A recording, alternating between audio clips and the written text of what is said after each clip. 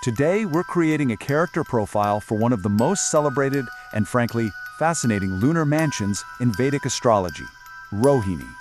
We're going to get into its deep connection with growth and beauty and uncover the cosmic drama that's right at its core. Okay, so here's our roadmap. We'll start by just meeting Rohini, getting a feel for her core identity. Then we'll dive into the foundational myth that really drives her. After that, we'll break down her nurturing personality, look at the 4 different ways she expresses herself, and finally, see how all this energy actually impacts our world. All right, so every good character profile starts with the basics, right? Let's be detectives for a minute and look at the clues hidden right inside Rohini's name and her symbols. This is where we start to see what she truly represents. So right off the bat, the name itself gives us these huge clues. Rohini literally means the red one, and that's a direct nod to the really bright reddish star Aldebaran. But it's also called the growing one, and that just perfectly captures its whole vibe. Fertility, vibrant expansion, and this undeniable magnetic beauty. And when you look at her symbols, they paint such a consistent picture. You've got the ox cart or chariot, which is all about commerce, movement, carrying valuable things. Then you have the temple, which signifies the sacred space for creation. And finally, the banyan tree, a classic icon of stability, shelter, and sprawling growth. Altogether, they tell this one clear story of abundance and bringing real value into the world. And this is where we get to Rohini's superpower. It's Shakti.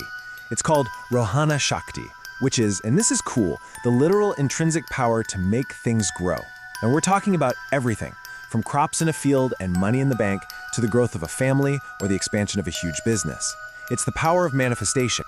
Now let's get into the origin story, because this is where we uncover the real psychological tension at the very heart of Rohini. It's a bit of a drama, actually.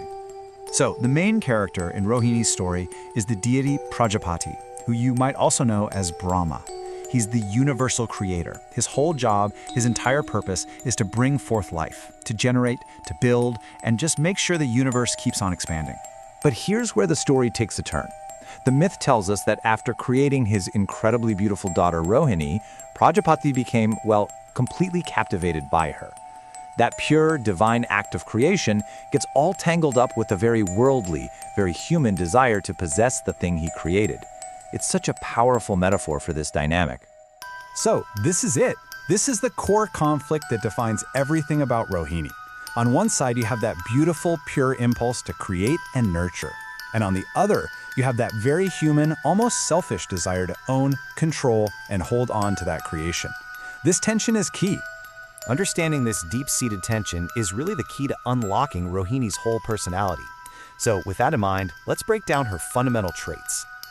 This table gives us such a great breakdown, like her astrological DNA. Her temperament, or Gana, is Manusha, which means human. So she's practical, grounded, focused on worldly success. Her motivation, or Guna, is Rajas. That's the quality of passion and desire, which, links right back to that creator's urge we just talked about. Her function is Vashya, the merchant, so she's skilled in commerce, and her animal symbol, the serpent, hints at this hypnotic, sensual charm. And it just keeps building. Her elemental nature is earthy and feminine, super grounded, stable, and incredibly fertile. But notice the Kapha dosha dominance. Now that gives strong physical endurance, but it also makes her prone to, you guessed it, attachment. You see? It's that core theme just popping up again and again, reinforcing itself through every single layer of her being. Now this powerful creative energy isn't just one note. Like any complex character, it has different facets, different moods. Rohini's energy actually shows up in 4 distinct ways, and these are known as padas. So depending on the specific planetary ruler of each of these sections, or padas, Rohini's creative energy gets a totally different flavor. When it's ruled by Mars, the planet of action, you get this fiery, entrepreneurial ambition. When it's ruled by Venus, the planet of beauty, it's all about artistic talent and a love for luxury. With Mercury, the planet of communication, it becomes intellectual creativity and marketing. And when the nurturing moon is in charge, the focus becomes all about family and deep emotional care. Okay, so what does all of this actually look like in the real world? This is where we see Rohini's influence on life, on careers, and on the ultimate lessons we're supposed to learn from all this creative energy. And really, it's no surprise where you see this energy pop up, is it? Think about it. Fashion, luxury brands, food and hospitality, finance and growth sectors, arts, media, and of course, agriculture. Pretty much anything that involves cultivating something, beautifying it and expanding its material value. And that brings us to the most important question of all. After we've looked at the symbols, the myth, and the real-world stuff, we have to ask, what is the lifelong challenge that Rohini is actually presenting to us? It's really a path of evolution, you know? From a lower state to a much higher one. The lower expression is getting stuck in that myth of Prajapati, getting lost in sensual addiction, jealousy, a real possessiveness over people and things. But the higher expression? That's mastering the art of creative nourishment, generating abundance for everyone, without needing to cling to the results. And that's it. That's the ultimate question that Rohini asks every single one of us. It's the challenge at the very heart of this powerful, beautiful, and deeply complex creative force. Can we learn to create, to nurture, and to grow beautiful things in this world without that deep-seated need to possess them? Something to think about.